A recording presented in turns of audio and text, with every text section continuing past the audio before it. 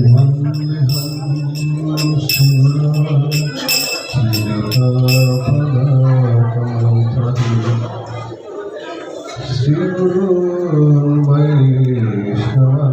श्रीगुरुर्वैष्णवंश श्रीरूपं साग्रजातं सहजा रघुनाथं तं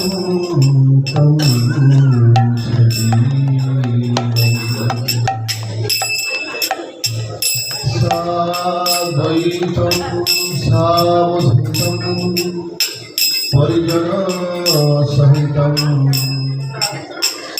कृष्ण चैतन्यदेवं श्रीराधा कृष्णपदान् सहगना ललिता श्रीविशाखान्वितां च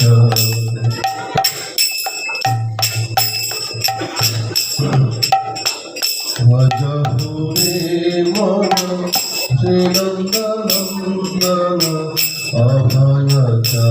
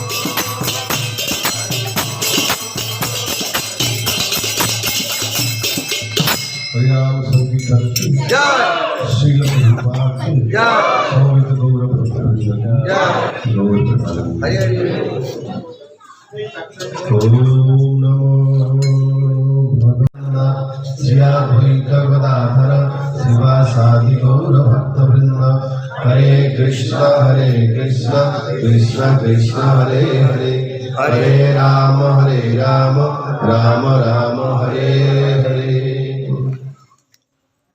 मूकं करोति वाचालं पंगुं लंघयते कृपातमहं वन्दे श्रीगुरुतारिणं श्रीचैतन्येश्वर परमानंदमाधव। तो नैमिषारण्य की यात्रा में आज हमारा यहाँ दूसरा दिन है। कृष्ण बलराम धर्मशाला बलराम धर्मशाला माइक को थोड़ा ठीक करो, आवाज हरे कृष्ण।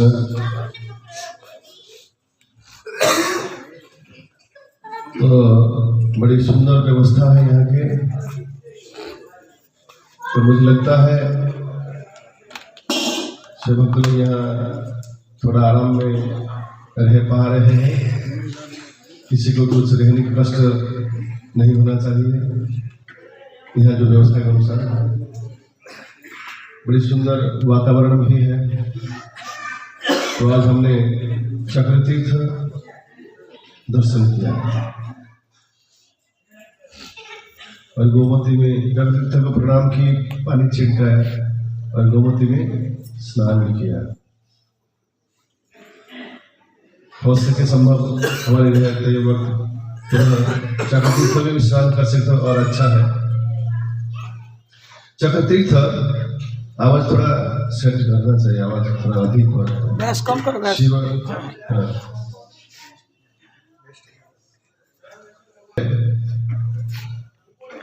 मैं पकड़ तो उसको थोड़ा ठीक करो। गैस और ये क्वीन। हरे कृष्ण हरि बोल। चक्रतीर्थ जो है ये ब्रह्मांड के केंद्र बिंदु है। हब ऑफ द ब्रह्मांड केंद्र बिंदु हब।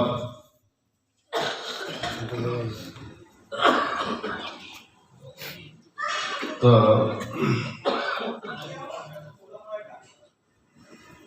हमने पहले भी कल चर्चा की थी कैसे भृगुमुनि के परंपरा में, वंश परंपरा में आते हैं शौनक ऋषि। शौनक ऋषि जो कि ऊर्ध्वरेता ऋषि थे, अत्यंत महात्मा थे। संसार कलयुग की जो प्रभाव है उसकी प्रभाव को थोड़ा धीमा करने के लिए मुझे लगता है लोग यहाँ पूरा नहीं है, कुछ लोग आश्रम में अभी भी है, यह अनुचित है। तो कलयुग के प्रभाव को धीमा करने के लिए वो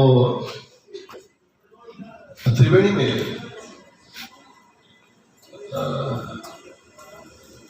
कौन सा ऋषि हमने कहा था कल? दशामेध घाट।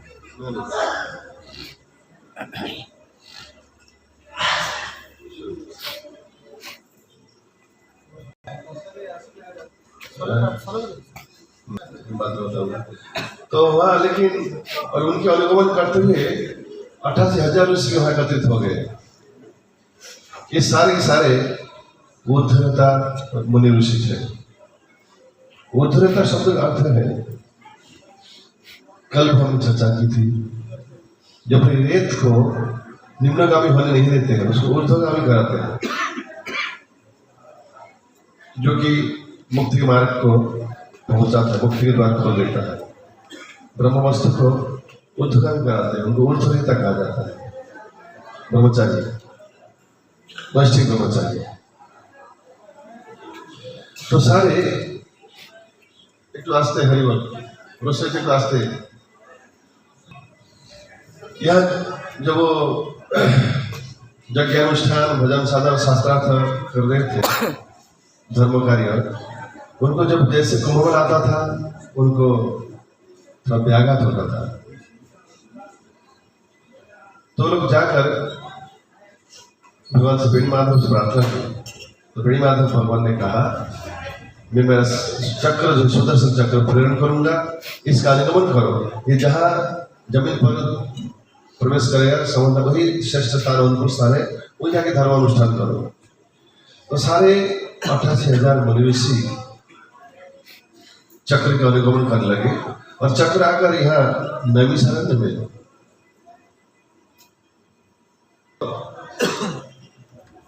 नैमिषारण्य में आकर सुदर्शन चक्र भगवान के दिव्य चक्र धरती पर प्रवेश किया और वहां से पानी का स्रोत निकला, वो हुआ ये चक्र तीर्थ। तो उसके चारों यहाँ बैठ गए ऋषि और ही उनका धर्म अनुष्ठान किया और वहां मिले शुद्ध गोस्वामी। तो शुद्ध गोस्वामी को सारे मुनि ऋषि जिसे प्रमुख थे सौनक ऋषि शुद्ध गोस्वामी को वक्ता बनाते हैं, उनसे ही भागवत कथा धर्म के सिद्धांत भगवान दिव्य कथा का श्रवण करते हैं। ये वही जगह है चक्र तीर्थ।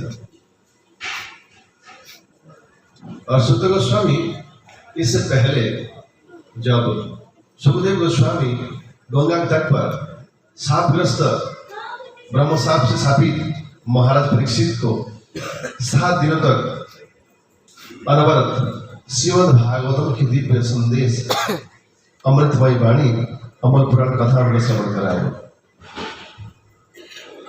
और शुद्ध गोस्वामी इस दिव्य कथा को अपने हृदय में धारण किया और उसी कथा को दोहराए नैमिषारण्य में। भागवत में कई सारे अधिवेशन हुआ है, जैसे कि नैमिषारण्य में हुआ, उससे पहले गंगा के तट पर सुखताल, हरिद्वार के नजदीक जाते समय रास्ते में आता है सुखताल, जहाँ सुखदेव गोस्वामी 7 दिनों तक अनवरत अविश्रांत रूप से परीक्षित महाराज को श्रीमद् भागवतम की कथा सुनाई। श्रीमद् भागवतम समस्त वेद पुराण उपनिषद की सार है, धर्म की सार है। लोग इतने वेद पुराण पढ़ भी नहीं सकते कलिकाल में, तो ग्रंथ तक डर जाएंगे, उसको याद रखना दूसरी बात है। तो उसका निचोड़ निकाल कर दिया गया है, समस्त उपनिषद पुराण वेद सबके साराधिसार जो है श्रीमद् भागवतम है। तो श्रीमद् भागवतम सब अवश्य अध्ययन करना चाहिए। निगम कल्पतरु गलितम फलम शुक मुखाद अमृत द्रव संयुतम पीबत भागवतम रसम आलयम मुहुर अवरसिका भूमि भावुका।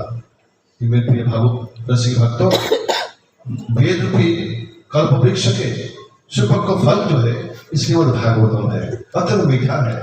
इसका आस्वादन करो तो तुम्हारी सारी इच्छाएं पूर्ति हो जाएगी।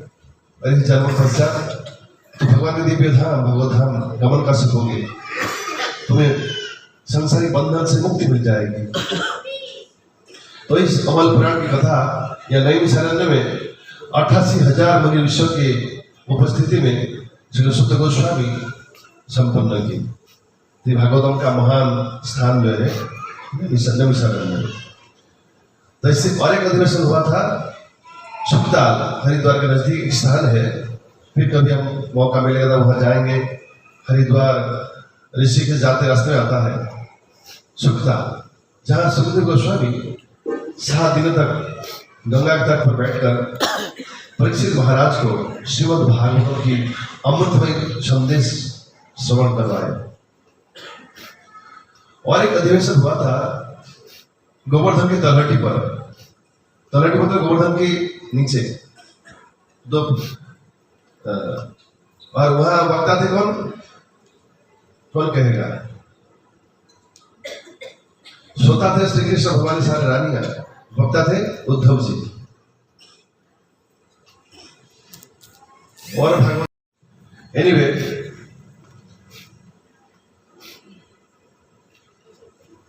श्रीमद् भागवतम चैतन्य महाप्रभु उपदेश देते हैं। श्रीमद् भागवतम जो है वैष्णव का जीवन के प्राण की भक्ति है। और चैतन्य चरितामृत विशेष करके 2 ग्रंथ जो है श्रील प्रभुपाद कहते हैं श्रीमद् भागवतम, चैतन्य चरितामृत और भक्ति रसामृत सिंधु। ये 3 ग्रंथ वैष्णव जीवन के प्राण होनी चाहिए। ये हमारे जीवन का असली स्रोत है, असली शक्ति है, ये असली प्रेरणा है जीवन में आगे बढ़ने की।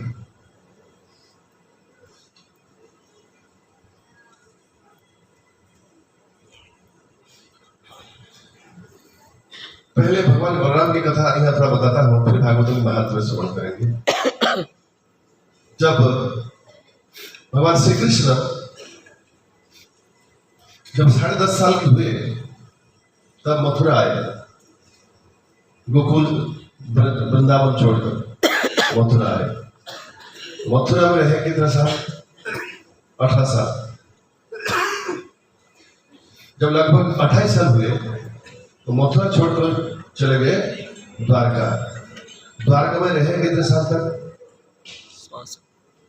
कृष्ण धरती पर लीला की 125 साल। तो समझिए बाकी साल जो है द्वारका में रहे, लेकिन बीच में यह हुआ वो यात्रा किया करते थे।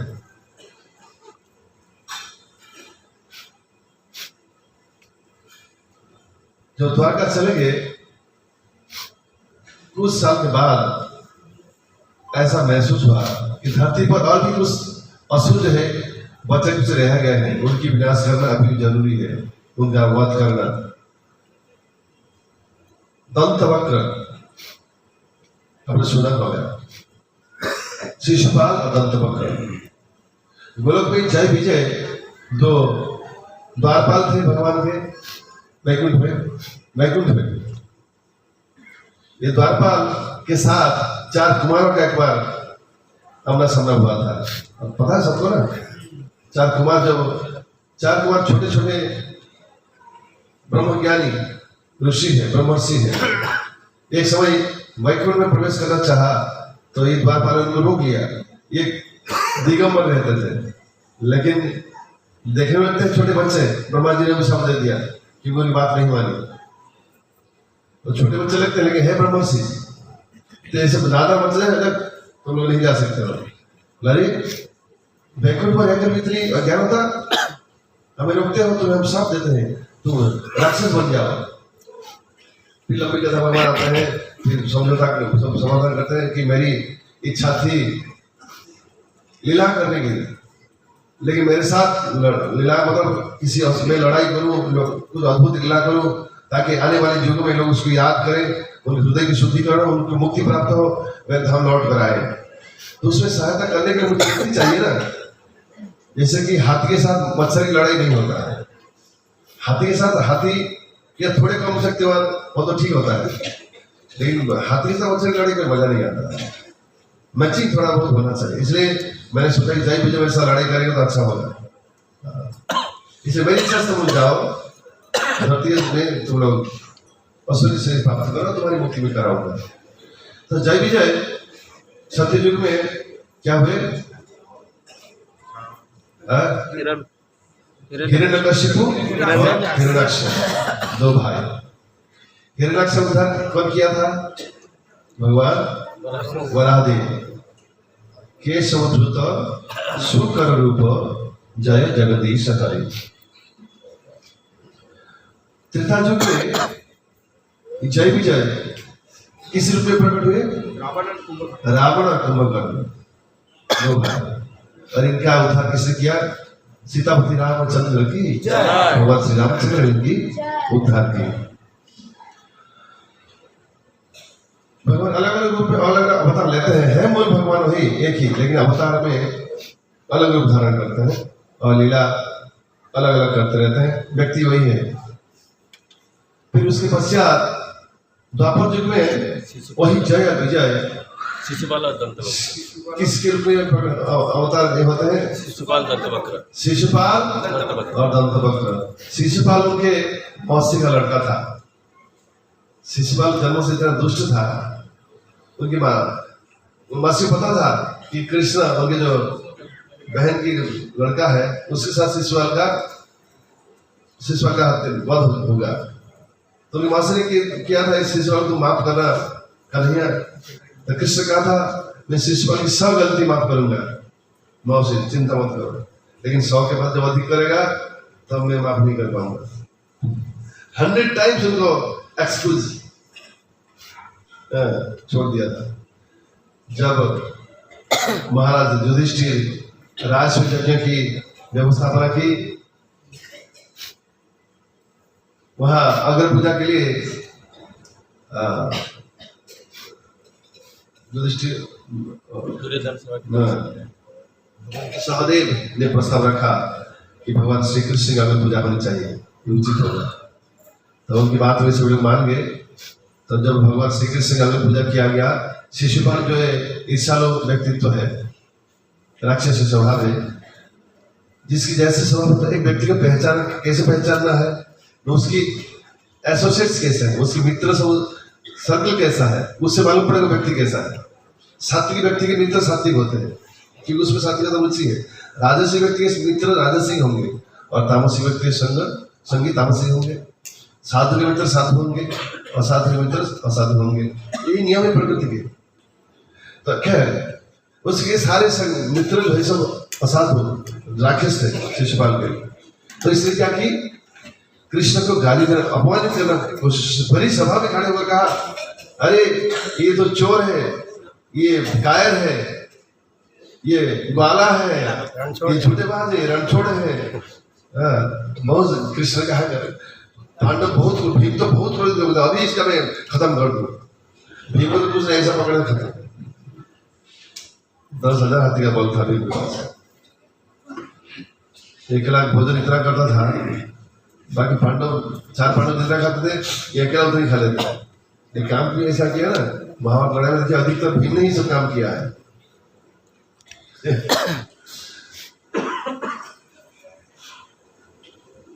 दुर्योधन का वध उसने किया, भीम ने। दूसरा समय वध भीम ने किया। मेन विलियन को मारा है। जरासंध का उसने किया। मेन विलियन को मारा है। लेकिन धार्मिक है, बलवान तो है लेकिन धार्मिक भी है। क्योंकि ज्येष्ठ भ्राता को बहुत सम्मान करते थे, बड़े भाई युधिष्ठिर जो कहेंगे वो करेंगे। कंट्रोलर होना चाहिए सबसे, चाहे कितने ताकतवर हो। तो खैर गाली देता रहा, कृष्ण गिनते रहे। इस तरह 99 गाली हो गया। भगवान ने कहा ठीक है, ये गाली दो, 100 हो गया, बोला ठीक है। अभी बॉर्डर पहुंच गया है, मैंने जो वचन दिया था, वचन जैसे 101 हुआ, भगवान छोड़ दिया सुदर्शन चक्र। वही सबके सामने सुदर्शन चक्र के द्वारा शिशुपाल का वध हो गया। लेकिन एक आश्चर्य घटना घटी। ये घटना कभी नहीं घटी थी। उससे पहले कई राक्षसों का भगवान ने वध किया है। अरिष्टासुर, अघासुर, बकासुर, धेनुकासुर, चाणूर, मुष्टिक, बहुत सारे तृणावर्त, वत्सासुर,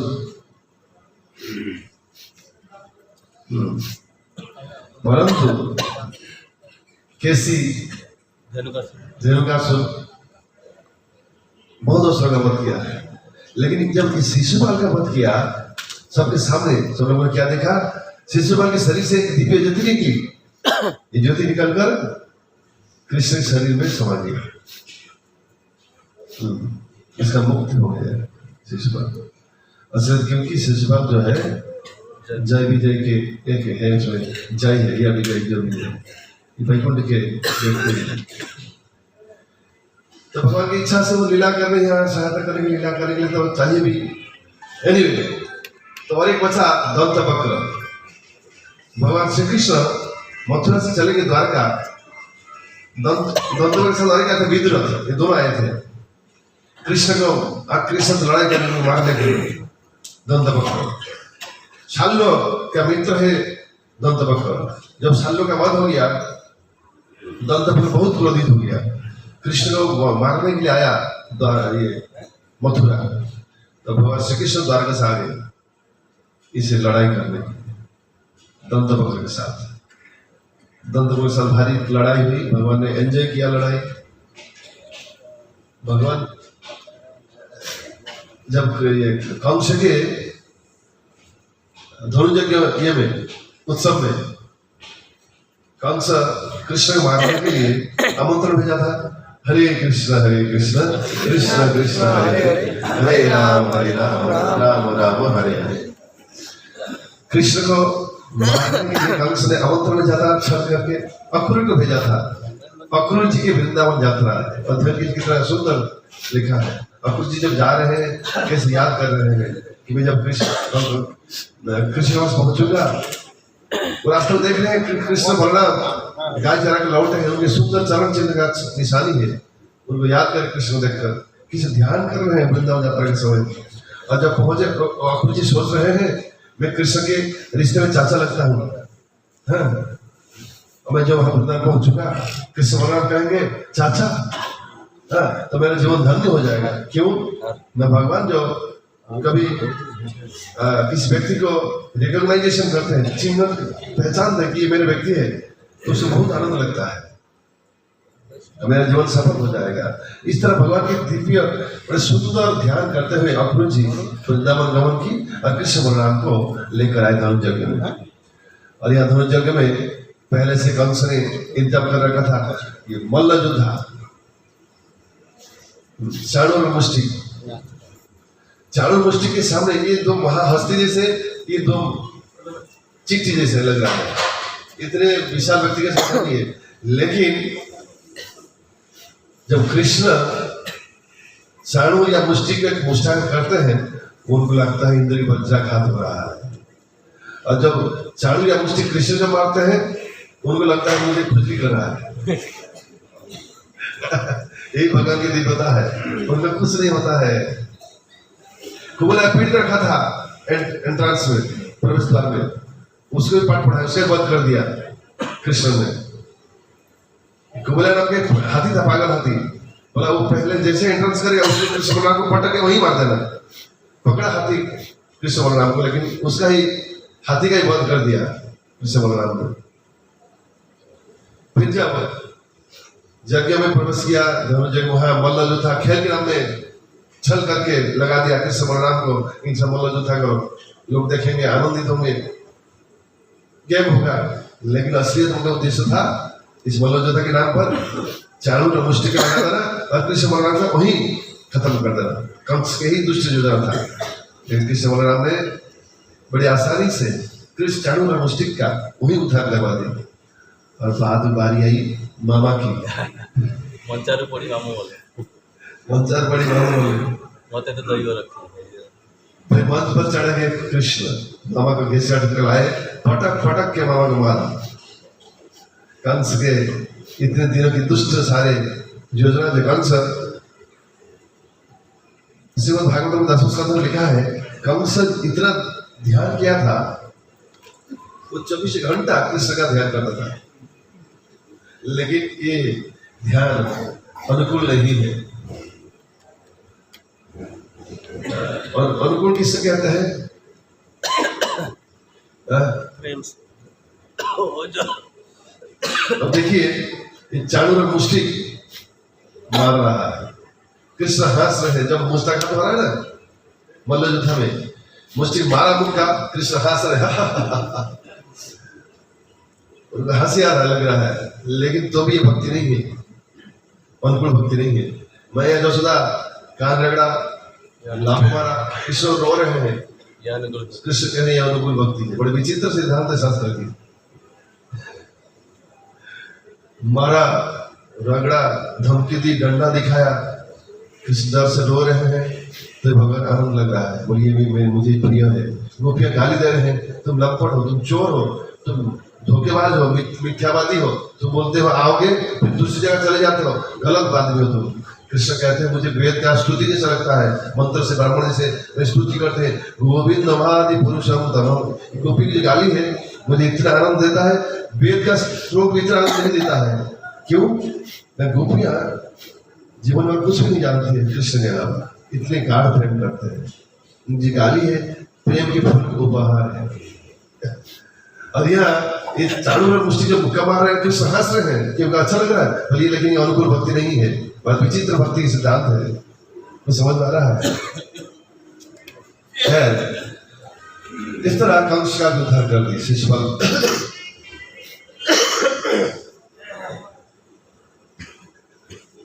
अब बारी आई है दंत वक्र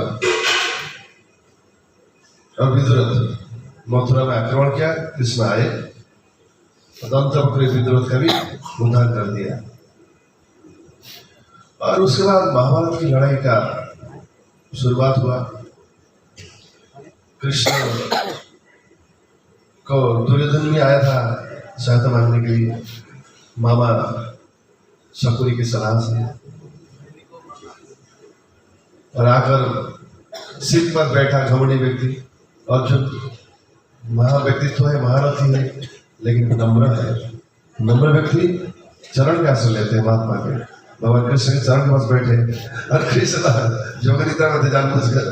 जब उठे, अरे अर्जुन कब आए? तो दुर्योधन मैं पहले आया हूँ, लेकिन तू दुर्योधन कब आया? पहले अर्जुन कहता हाँ वो पहले आया है, लेकिन मैं तो तुमको पहले देखा हूँ, इसे तुमको पहले जान सकता हूँ। तुम चाहे क्या बोलो, न इस तरह महाभारत लड़ाई होने वाला है। हे सरकार, हम आपसे सहायता मांग रहे हैं। तो दुर्योधन तुमको क्या चाहिए? ना मैं तो इसी काम के लिए आया हूँ। ठीक है, लेकिन ये छोटे भी उम्र के जो भी है, लेकिन ये पिंड को पहले देखा है अर्जुन को, मैं उसको पहले चांस दूंगा। अर्जुन बोलो क्या चाहिए तुम्हें? अर्जुन कहते हैं, कृष्ण कहते हैं 2 वस्तु है मेरे पास, एक तो मेरी सेना है 10,000 नारायणी सेना, और दूसरी है मैं हूँ। लेकिन मैं वादा करता हूँ मैं हथियार पकड़ने वाला नहीं हूँ, मैं ऐसा खाली जाऊंगा, कुछ नहीं लूंगा, ना तो लड़ाई करूंगा, कुछ भी नहीं करूंगा। अर्जुन कहते हैं सखा हमको कुछ भी नहीं चाहिए, ना तो आपकी सेना चाहिए, ना तो हथियार चाहिए, मुझे सिर्फ आपकी संग चाहिए, आप चाहिए हमें। दुर्योधन मन मन इतना हंसा कि अब मुझे लगा था ये अर्जुन बुद्धिमान है, आज मैं ठान लिया अर्जुन बेवकूफ है। तो दुर्योधन को कृष्ण पूछते हैं, अर्जुन तुम्हें क्या, दुर्योधन तुम्हें क्या चाहिए? ना छोटा भाई है वो, जो बात नहीं लिया तो आपको लिया, बाकी बच्चा है जो 10,000 सैनिक नारायणी सेना है, वही मुझे दीजिए, काम चलेगा। मतलब वही चाहिए नारायणी सेना, क्योंकि वो कहते हैं पंगु कृष्ण से लेकर क्या काम है, जो हथियार पकड़ने वाला नहीं है, काम कहीं नहीं है, बेकार आदमी है। इसको नहीं पता है मास्टरमाइंड जा रहा है, इसको नहीं पता है मास्टरमाइंड जा रहा है।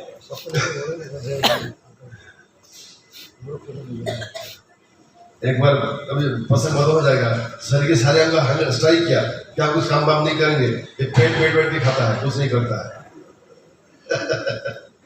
लेकिन पेट में सब कुछ करता है, तो उसको पता नहीं है। कई बार लोग सोचते हैं प्रिंसिपल कॉलेज कुछ काम करते हैं उनका सैलरी अधिक होता है, उन्हें पता नहीं है प्रिंसिपल अधिक काम करते हैं बैठ कर भी, जो कि पियन नहीं कर सकता। फिर को लगता है मैं बहुत पसंद छुटाता हूँ। तो उसी तरह कृष्ण कुछ भी ना करके सब कुछ वही करते हैं, वही सूत्रधार है, डायरेक्टर है, मास्टरमाइंड है, सारे संसार के मूल केंद्र बिंदु है। खैर, तो दुर्योधन मन ही मन हंसा कि कितना बेवकूफ निकला अर्जुन। जाकर मामा को कहा, मामा बहुत बड़े काम लगा क्या? ये अर्जुन इतना बेवकूफ निकला, ये निहत्थे कृष्ण चुन लिया, और हम उन्हें 2 चरण दिया था, निहत्थे कृष्ण नहीं तो 10,000 नारायण सेना, वो तो बेवकूफ निहत्थे कृष्ण गया, हमको मैंने मांग लिया 10,000 नारायण सेना। मामा कहते हैं हे भांजे यही भारी पड़ेगा तुमको, तुम बड़े मूर्ख हो, तुम्हारा जो चुनाव है गलत निकला है। खैर अभी जो हो गया है, लेकिन तुम जानते नहीं हो तो निहत्थे व्यक्ति सब कुछ कितना भारी पड़ने वाला है, वो सब कुछ पलट देगा। फिर लड़ाई हुआ। लड़ाई जब समय हुआ, कृष्ण को तो पांडवों के हो गए, पक्ष लेना ही पड़ा, उनके ओर से उनके हाथ शांति बने अर्जुन के। महाभारत की लड़ाई में 2 व्यक्ति जो है तीर्थ में निकल पड़े। कौन लड़ाई में भाग ले लिए? कौन है? विदुर जी, बलराम जी। हाँ, विदुर जी बड़े भाई को बहुत प्रिय थे, धृतराष्ट्र को। धृतराष्ट्र विदुर जी को बहुत प्रेम भी करते थे। वो कई बार उनको बुलाते थे, विदुर जी मुझे गलती हो रहा है, मुझे सुनाओ, वो कड़वा शब्द बोलो, मैं सहन करूं। लेकिन ज्ञानी तो थे धृतराष्ट्र, अंधे होते भी सत्य जानते भी थे, धार्मिक भी थे, लेकिन पुत्र मोह, गलत व्यक्तिगत मोह होने से पूरा संसार उजाड़ गया, पूरा परिवार का जान हाथ से धोना पड़ा। जान, पूरा परिवार का जान क्या,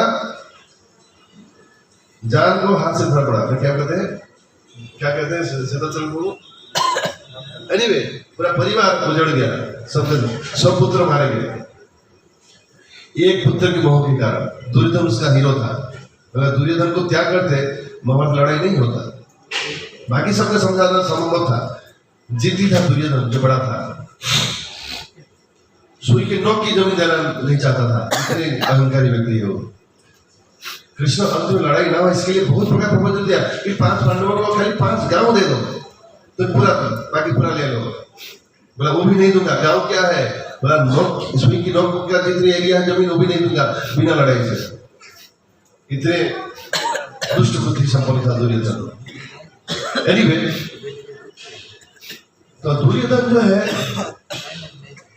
बलराम, भगवान बलराम के गदा शिष्य है और प्रिय भी है। भीम भी बलराम को प्रिय है, 5 पांडव भी बलराम को प्रिय है। इसलिए वो संकट में आए, लड़ाई करेंगे तो भी उनको पसंद नहीं है, ना करना भी पसंद नहीं है, नहीं लड़ाई कर भी नहीं सकते हैं, उनको त्याग नहीं सकते, उनका पक्ष नहीं ले सकते हैं। हाँ, और पांडव का के लिए उनके तरफ से भी लड़ाई नहीं कर सकते उनको।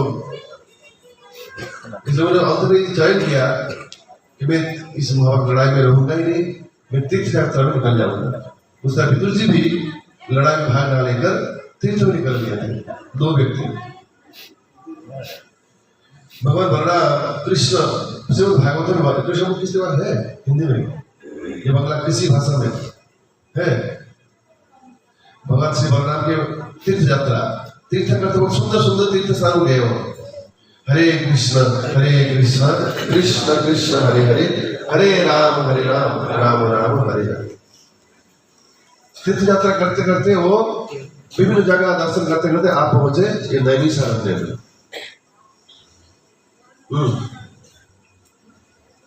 नैमिषारण्य में उस समय हरि कथा हो रहा था, चल रहा था, और व्यास पीठ में बैठे थे कौन, रोमहर्षण सूत,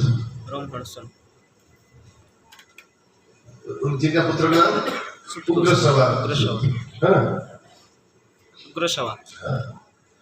तो ये श्रवण सूत जब बलराम के पहुंचे, सब लोग उनको पहचाने, सब लोग खड़े हो गए, प्रणाम किया, उन्हें स्वागत किया, बैठने में जगह दी, सब कुछ किया।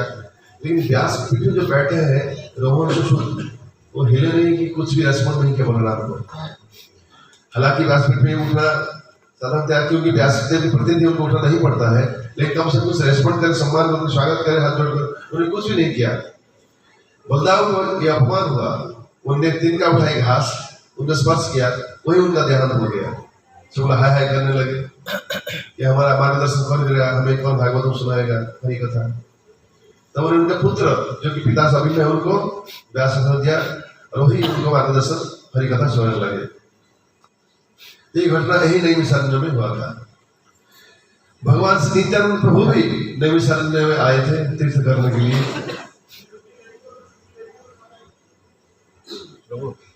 दंतवक्र कथा करें। हाँ, दंतवक्र लड़ाई हुआ, उनको उद्धार किया मथुरा में। भगवान कृष्ण आए मथुरा में और दंतवक्र विदुर दोनों का उनके साथ लड़ाई हुआ और दोनों का उद्धार करा दी लड़ाई करके। उसके बाद आया महाभारत की कथा। उसका इतना विस्तार रूप से वर्णन हमने नहीं सुना है, पढ़ा नहीं है, बाकी इतना मालूम है कि जब द्वारका चले गए उसके बाद आया दंतवक्र मथुरा में और विदुर, तो दोनों का लड़ाई करके उनका वध कर दिया। थोड़े बहुत असुर जो है बड़े राक्षस बच गए थे। अधिकतर राक्षस कब मारा गया था, ये इंटरेस्टिंग बात है। जब जरासंध लड़ाई करने आया, एक बार बहुत सारा सैन्य लेकर, ये तो महाभारत 18 अक्षयणी सेना, वो बहुत अक्षयणी सेना लेकर आता था, सबको ढूंढ ढूंढ के लाता था। तो लड़ाई करके कृष्ण बलराम सबका वध कर देते थे, सारे राक्षसों का। एक बार बलदाऊद ने क्या किया कि कन्हैया आज ये इनका खत्म कर, बोले क्या बोले मामा के ससुर है, छोड़ दो ना, नहीं छोड़ेंगे। बोले देखो दाऊद जी कि कहाँ जाएंगे ढूंढने के लिए सारे राक्षसों को, सब भीड़ से ढूंढ कर ही लाएगा, हम यहीं बैठे पकड़ मारेंगे, इसलिए हम लोग ढूंढने जरूरत नहीं है मेहनत करने की, यहीं बैठे रहेंगे मथुरा में। ये जो है हर बार कितने सारे ऑक्सीजन से ना सारे असुर राक्षस सबको लेकर आता है, वहीं बैठ के पकड़ मारते हैं हर बार। इसलिए ये धरती को राक्षस से रिक्त करना हो, इनको जिंदा छोड़ना पड़ेगा कुछ दिन के लिए, जब तक पूरा खत्म नहीं होता है। यही ढूंढ कर भीड़ से उनका खाते से निकाल कर लाएंगे, तो यहीं बैठ कर मारेंगे। तो इस तरह अधिकतर राक्षस जो है जरासंध के द्वारा लाया जाता था, और इनका बुद्धा जो मथुरा में होता था। बाद में समय आने पर, योग्य समय आने पर भगवान श्री कृष्ण जब समझे कि अब जरासंध का संसार से विदाई होना उचित है, राक्षस है,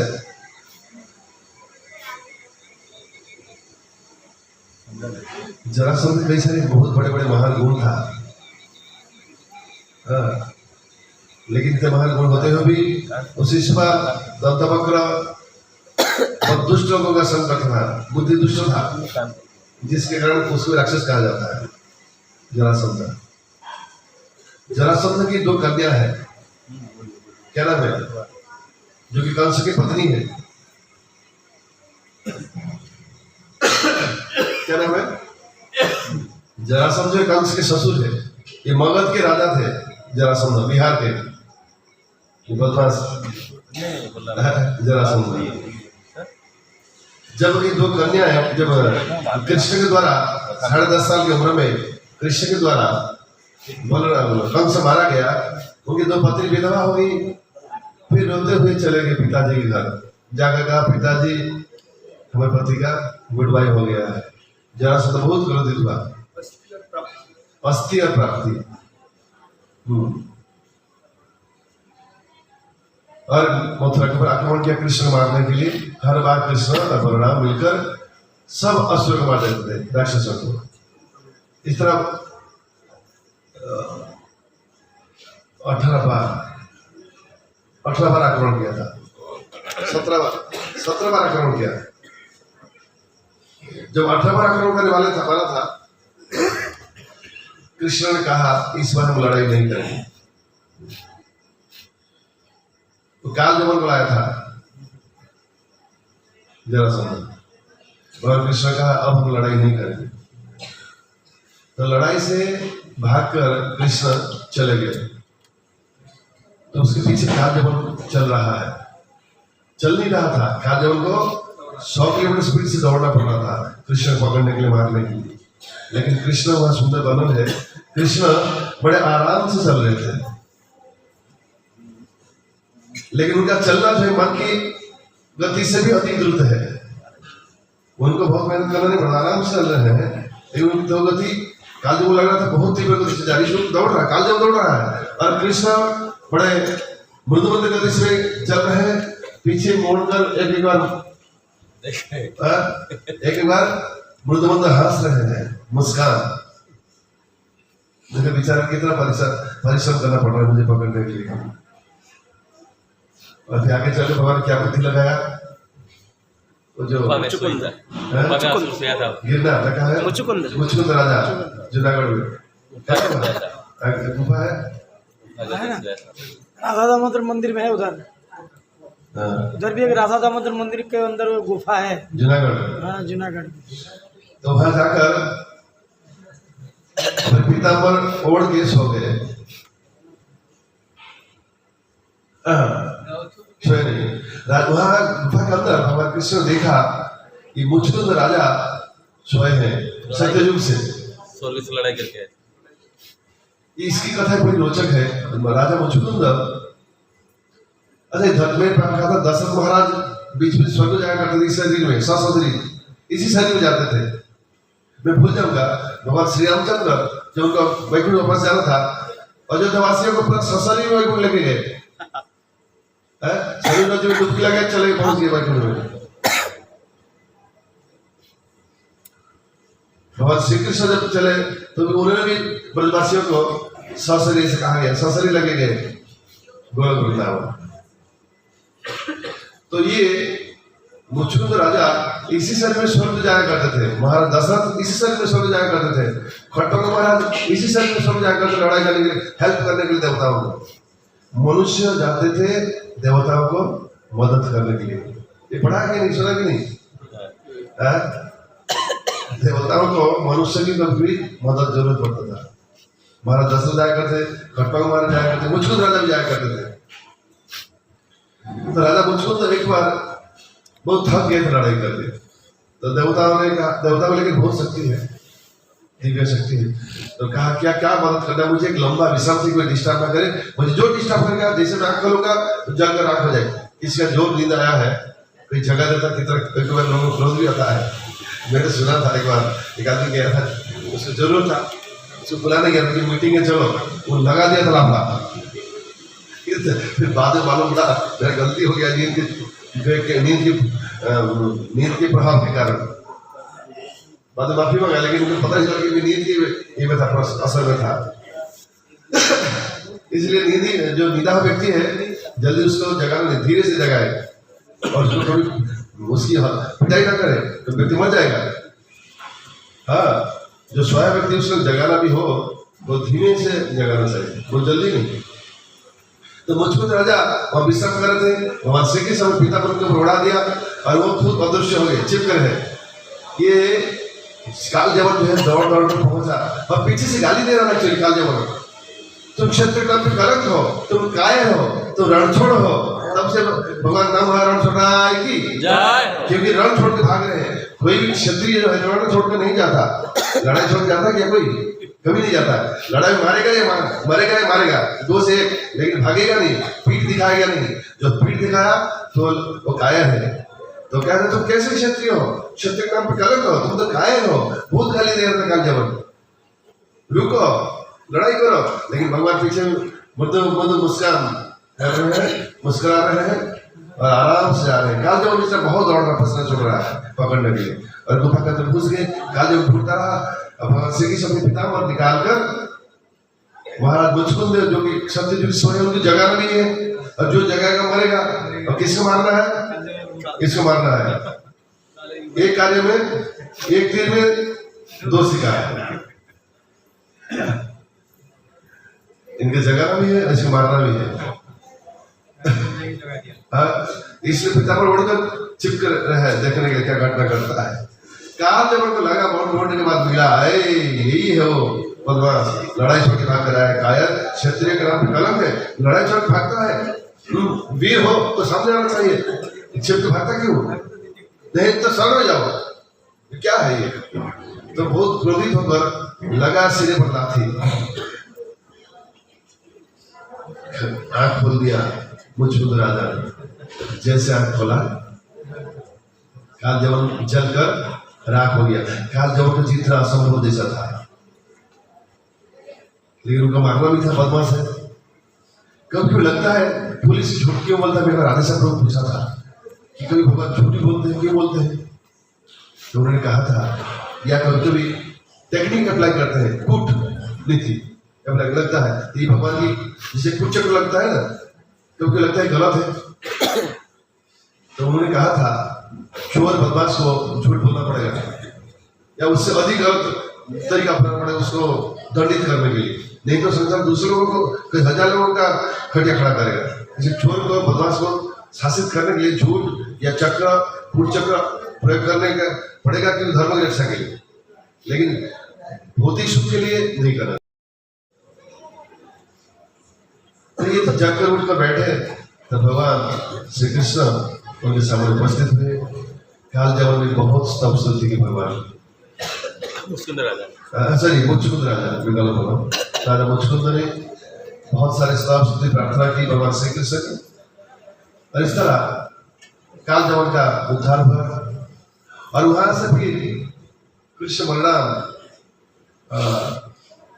एक पहाड़ है उसके छलांग लगाकर चले गए द्वारका।